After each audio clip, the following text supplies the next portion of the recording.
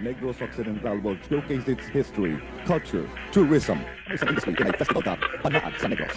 Panaad sa Negros is the Negros way of expressing gratitude for God. And a religious procession. Cities and towns from San Carlos to Hinubaan are joining the festival in Bacolod. Remember, Panaad sa Negros, Capital Lagoon, April 30 to May 2.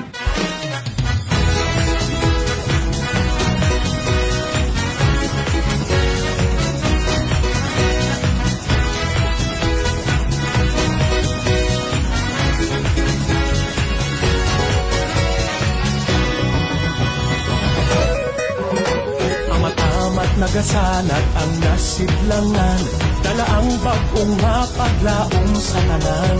Nagapang-agda sang pag-iusa, nagpag-ambit kulot sang bagong aga. Ang sanaaw nga nabuhag sang kadulong, nagaiwag liwat sa atong nga gugong. Ining banag-banag, may dala nga saad, nagapukaw liwat sa mga handong. Dali na magsinatya, kay nag-abot na ang bagong adlaw sa aton probinsya. Apan Senegrense, kagsug alawon, panibagong panaan. Smile everybody!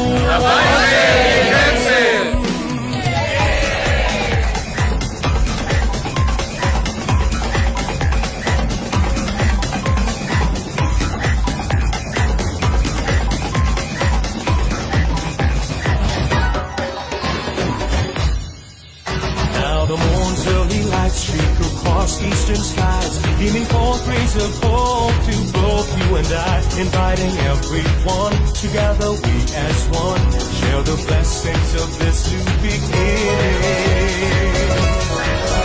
As the daybreak shatters the darkness of night, there's a whole new meaning in all events and smiles. It's a wonderful day, what a fresh new start to fulfill the yearnings of the heart. Let's join the celebration, the jubilation, as we praise for this brand new day. Avance Negrense, forward we move on, as we welcome the dawn of a promise renewed.